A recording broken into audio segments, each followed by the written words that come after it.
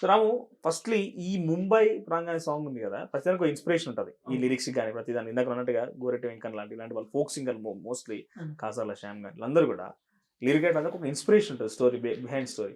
ఈ ముంబైకి రానటువంటి ఈ దానికి ఏమైనా ఇన్స్పిరేషన్ స్టోరీ ఉందా? ఏంటి అసలు ఈ లిరిక్ కి బిహైండ్ రీజన్? బొంబాయికి సంబంధించిన ప్రతి ఒక్క పాట హిట్, ప్రతి ఒక్క పాట హిట్. బొంబాయి అనే వర్డ్ వచ్చింది. అంతకుముందు ఒకటి వలస పోయే పాట ఉంటుంది, బొంబాయి పోతున్న అమ్మ అదొక మాయమ్మ. సాంగ్.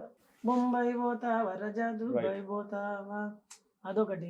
తర్వాత బొంబాయి వద్దునని దాని మనసు, అట్లాంటివి అన్ని ఆల్మోస్ట్ హిట్ పాటలే ఉన్నాయి. బొంబాయి అనే వర్డ్ వచ్చిందంటే హిట్ అది.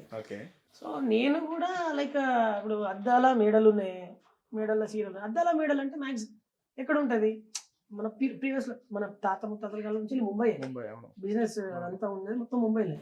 సో అదొకటి.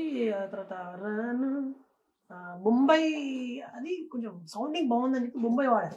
అండ్ ఒకటి నాకు ఒక చిన్న సెంటిమెంట్ ఏంటంటే, బొంబాయి అనే వర్డ్ వాడితే ఆల్మోస్ట్ అందరికి రిజిస్టర్ వర్డ్ అది, ఖచ్చితంగా రిజిస్టర్ అవుతుంది అని చెప్పేసి అది వాడారు.